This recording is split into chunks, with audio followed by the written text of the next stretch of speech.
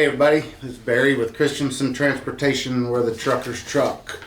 Today I wanted to keep you up to date on looks like the last 45 days of our alerts we get on our camera system, and there's multiple alerts: hard brakes, distracted driving, mobile phone, seat belts, covered cameras, following distance, lane departures, drowsy driving, multiple things that system alerts us to. And like I've said before, we get these alerts and we go in and watch the video and verify that it's real. If it's not real, we can put a thumbs down on it, and it takes it out, and it doesn't affect your driver score that we run through the Samba safety program that is attached to all our systems we have. So over the last 45 days, we've gathered the data, and I just want to let you know where the majority of the issues are that we need to work on, what we're doing good. And like I've said, when we first started the cameras, everybody was hesitant, everybody was nervous, but we've come a really, really, really long way in a positive way in using this and understanding how the system works, and then addressing our shortcomings. And when we address those things, they go in the right direction. So quick breakdown: hard brakes, which is typically you slow down a certain number of miles an hour in a 2-second time period. That's 10% of our distractions, or 10% of our notifications.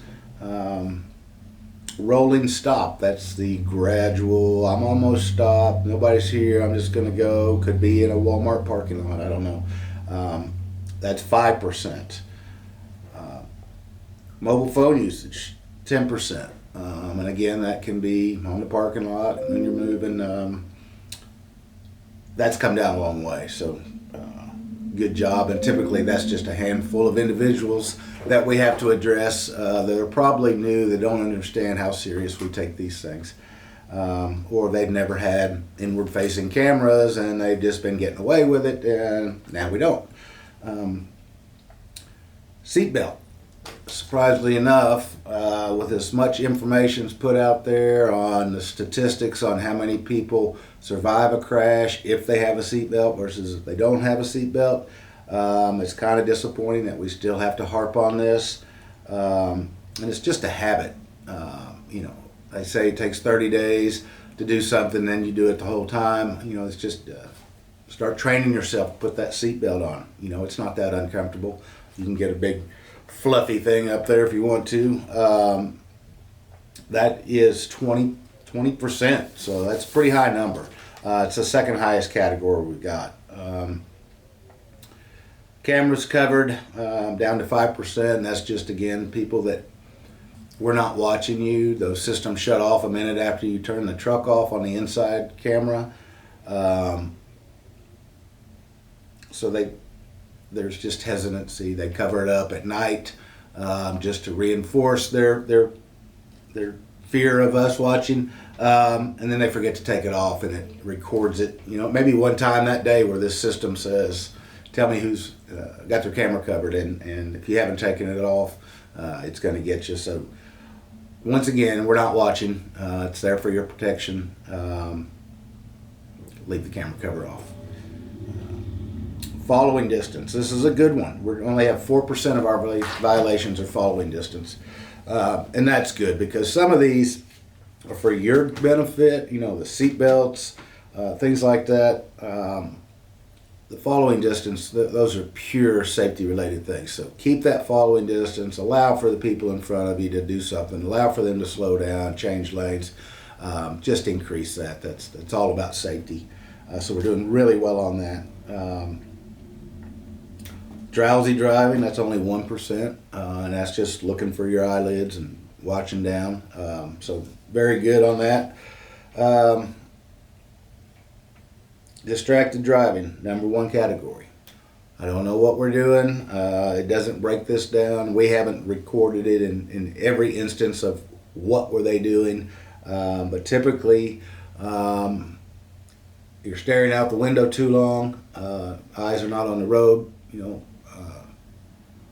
or you've got a screen down here that you're looking at for whatever reason, which is kind of unnecessary. The tablets that we provide have GPS on them. They also have voice commands, so there's no need to stare at a road map when it's talking to you. So let's work on that. Let's make it a big point to get these really shut down, because that's probably the number one safety concern we have is distracted driving. Stuff changes like that at 60 miles an hour.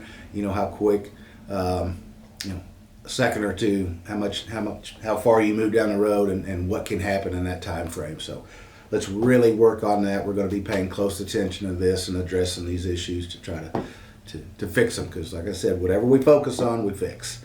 But overall, from where we started on day one to where we are now is just wonderful. You're doing great.